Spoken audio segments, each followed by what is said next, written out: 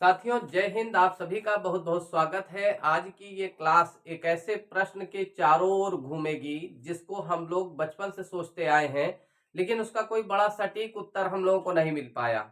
हम अक्सर सोचते हैं कि ये जो अंतरिक्ष हम जिसे देखते हैं ये वास्तव में कितना बड़ा है। आज मैं कुछ ऐसी चीजें आपको बताने जा रहा हूं, कुछ ऐसी बातें आपको बताने जा रहा हूं जिन्हें सुनने और समझने के बाद आपको इस बात का पूरा विश्वास हो जाएगा कि हमारा अंतरिक्ष आखिर कितना बड़ा है। दोस्तों, चैनल पर नए हैं तो वीडियो को लाइक और शेयर जरूर कर दीजिए और क्लास को शुरू करते हैं। जैसा कि आप जानते हैं कि अंतरिक्ष क्या है। जब हम अपना सर उठाकर आसमान की तरफ देखते हैं तो हमें दो चीजें बहुत दिखाई देती हैं। या तो खाली स्थान दिखाई देता है, रिक्त स्थान जिसे हम अंतरिक्ष कहते हैं, या फिर कोई ना कोई तारा हमें दिखाई देता है। जब भी आप दिन या रात, जब भी आप सर को ऊपर करेंगे और अंतरिक्ष की तरफ देखेंगे, आसमान की ओर देखेंगे, तो दोस्तों दो चीजें जरूर दिखाई देती हैं।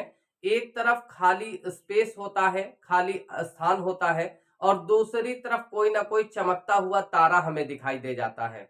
अब सवाल किया जाए, पहले तो ये अंदाजा लगाते हैं कि तारों की संख्या कितनी है।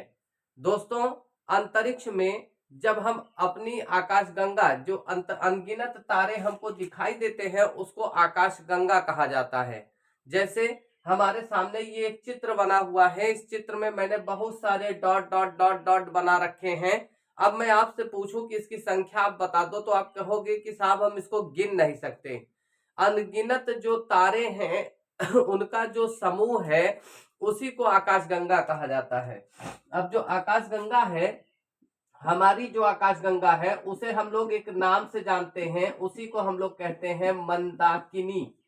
चाहे इसको हम मंदाकिनी कह दें, चाहे इसे हम मिल्की वे कह दें, चाहे इसे हम दुग्ध मेखला कह दें, चाहे इसे हम श्वेत रास्ता कह दें, चाहे इसे हम ब्राइट वे के नाम से क्या जानते हैं।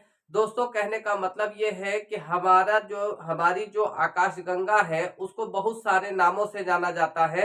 आप एक छोटा सा नाम याद कर लीजिए, मंदाकिनी या मिल्की वे। ठीक है, हिंदी में मंदाकिनी, इंग्लिश में इसको कहते हैं मिल्की वे। अब ये जो आकाशगंगा आपको दिखाई दे रही है, इस आकाशगंगा में तारों की संख्या कितनी है? अनंत। ठीक है, अनगिनत जो तारे हैं उनका समूह कहलाता है आकाशगंगा। अब एक आकाशगंगा जिसमें हमारा सूरज है, ठीक है, हमारा सूर्य किस आकाशगंगा में है? हमारी आकाशगंगा में। हमारी आकाशगंगा का क्या नाम है? मंदाकिनी।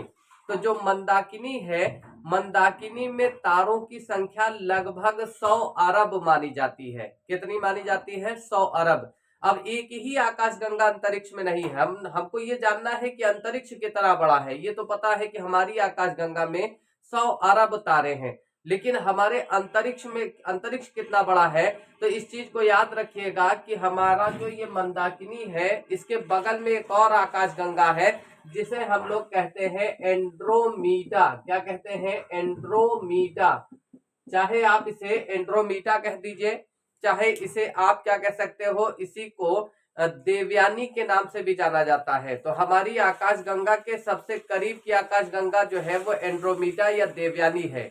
अब एक आकाशगंगा में 100 अरब तारे, उसके बगल की आकाशगंगा में 100 अरब तारे, उसके बगल की आकाशगंगा में 100 अरब तारे, यानी आकाश गंगाओं की कुल संख्या कितनी मानी जाती है? तो दोस्तों ये मानी जाती है 100 अरब। यानी एक आकाश गंगा में 100 अरब तारे और आकाश गंगाओं की कुल संख्या 100 अरब है। इस बात से आप इस चीज का अनुमान लगा सकते हो कि अंतरिक्ष कितना ज्यादा बड़ा है। हम लोग जो अपने आसमान को देखते हैं ये सिर्फ एक आकाश गंगा है। ठीक है, इसी तरह से एक और एग्जाम्पल आपको देता हूं।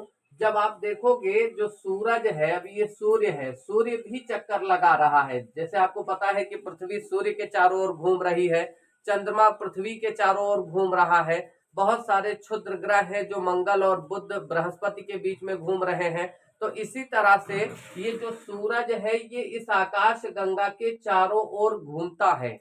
आपको पता होना चाहिए कि सूर्य जो गति कर रहा है वो 250 किलोमीटर प्रति सेकंड की दर से कर रहा है। यानी सूर्य एक सेकंड में 250 किलोमीटर की दूरी को तय कर ले रहा है।